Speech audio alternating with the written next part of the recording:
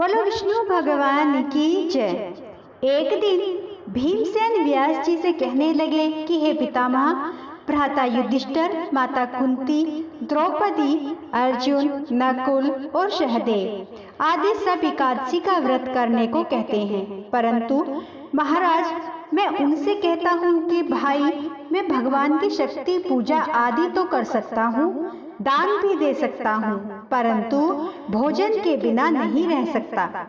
इस पर व्यास जी कहने लगे कि हे भीमसेन, यदि तुम नरक को बुरा और स्वर्ग को अच्छा समझते हो तो प्रति मास की दोनों एकादशियों को अन्न मत खाया करो। भीम कहने लगे कि हे पितामह, मैं तो पहले ही कह चुका हूँ कि मैं भूख सहन नहीं कर सकता। यदि वर्ष भर में कोई एक ही व्रत हो तो वह मैं रख सकता हूँ, क्योंकि मेरे पेट में वृक्क नाम वाली अग्नि है, सो मैं भोजन किए बिना नहीं रह सकता। भोजन करने से वह शांत रहती है, इसलिए पूरा उपवास तो क्या, एक समय भी बिना भोजन किए रहना कठिन है। अतः आप मुझे कोई ऐसा व्रत बताइए जो वर्ष में केवल एक बार ही करना पड़े और मुझे स्वर्ग की प्राप्ति भी हो जाए। श्री व्यास जी कहने लगे कि हे पुत्र, बड़े बड़े ऋषियों ने बहुत शास्त्र आदि बनाए हैं, जिनसे बिना धन के थोड़े परिश्रम से ही स्वर्ग की प्राप्ति हो सकती है। इसी प्रकार शास्त्रों में दोनों पक्षों की एकादशी का व्रत मुक्ति के लिए रखा जाता है। व्यास जी के वचन सुनकर भीमसेन नरक में जाने से भयभीत हो गए और कहने लगे कि अब क्या करूं? मास में 2 व्रत मैं नहीं कर सकता, हाँ वर्ष में एक व्रत करने का प्रयत्न अवश्य कर सकता हूँ। अतः वर्ष में एक दिन व्रत करने से यदि मेरी मुक्ति हो जाए तो ऐसा कोई व्रत बताइए। यह सुनकर व्यास जी कहने लगे कि वृषभ और मिथुन की संक्रांति के बीच ज्येष्ठ मास के शुक्ल पक्ष की जो एकादशी आती है उसका नाम निर्जला है। तुम उस एकादशी का व्रत करो।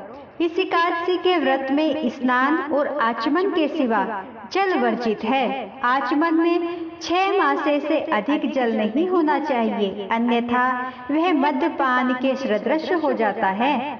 इस दिन भोजन नहीं करना चाहिए, क्योंकि भोजन करने से व्रत नष्ट हो जाता है। यदि एकादशी को सूर्य उदय से लेकर द्वादशी के सूर्य उदय तक जल ग्रहण न करे तो उसे सारी एकादशियों के व्रत का फल प्राप्त होता है।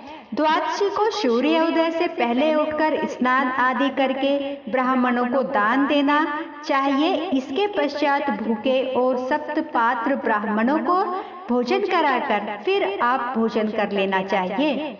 इसका फल पूरे 1 वर्ष की संपूर्ण एकादशियों के बराबर होता है।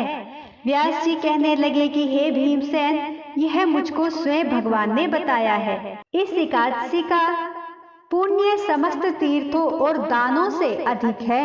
केवल एक दिन मनुष्य निर्जल रहने से पापों से मुक्त हो जाता है। जो मनुष्य निर्जला एकादशी का व्रत करते हैं उनकी मृत्यु के समय यमदूत आकर नहीं घेरते, वरन भगवान के पार्षद उसे पुष्पक विमान में बिठाकर स्वर्ग को ले जाते हैं। अतः संसार में सबसे श्रेष्ठ निर्जला एकादशी का व्रत है, इसलिए यत्न के साथ इस व्रत को करना चाहिए।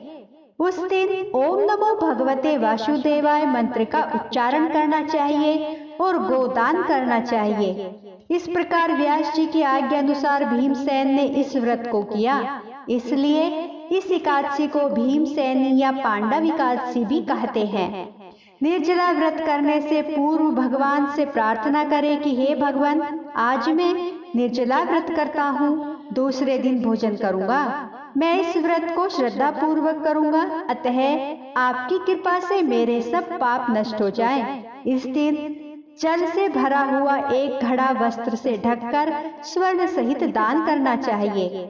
जो मनुष्य इस व्रत को करते हैं उनको करोड़ पल सोने दान का फल मिलता है और जो इस दिन यज्ञ आदि करते हैं उनका फल तो वर्णन ही नहीं किया जा सकता।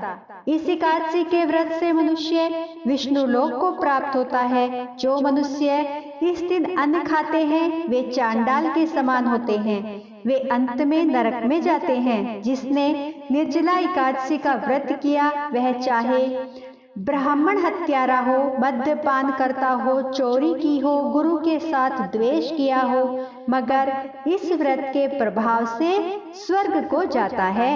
हे कुंती पुत्र, जो पुरुष या स्त्री श्रद्धा पूर्वक इस व्रत को करते हैं उन्हें अग्रलिखित कर्म करने चाहिए। प्रथम भगवान का पूजन, फिर गोदान, ब्राह्मणों को मिष्ठान व दक्षिणा देनी चाहिए तथा जल से भरे कलश का दान अवश्य करना चाहिए। निर्जला के दिन अन्न, वस्त्र, उपाहन यानी जूती आदि का दान भी करना चाहिए। जो मनुष्य भक्ति पूर्वक इस कथा को पढ़ते या सुनते हैं उन्हें निश्चय ही स्वर्ग की प्राप्ति होती है। बोलो विष्णु भगवान की जय। तो दोस्तों, ये थी हमारी निर्जला एकादशी की व्रत कथा। मेरी वीडियो आपको पसंद आई हो तो प्लीज लाइक, सब्सक्राइब, शेयर जरूर करें। जय श्री कृष्णा।